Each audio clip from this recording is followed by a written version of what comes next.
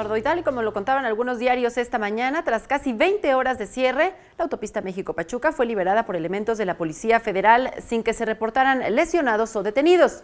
La vía fue bloqueada en protesta por presuntos abusos cometidos por policías capitalinos al realizar una persecución en los límites de San Juan Ixhuatepec y la alcaldía Gustavo Amadero. Después del desalojo, el secretario de Gobernación, Alfonso Navarrete Prida, informó que tras agotar las opciones de diálogo con los manifestantes, se tomó la decisión de ordenar la intervención de los uniformados.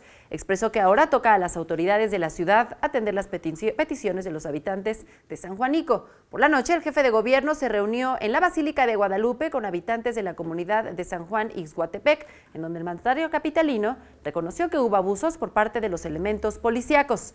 Acordaron presentar un informe detallado de cuál fue la actuación de la policía en el sitio, investigar e imponer las sanciones correspondientes, así como garantizar la reparación del daño. Además, las dependencias del gobierno de la ciudad brindarán acompañamiento jurídico, médico y social a los habitantes de esta comunidad.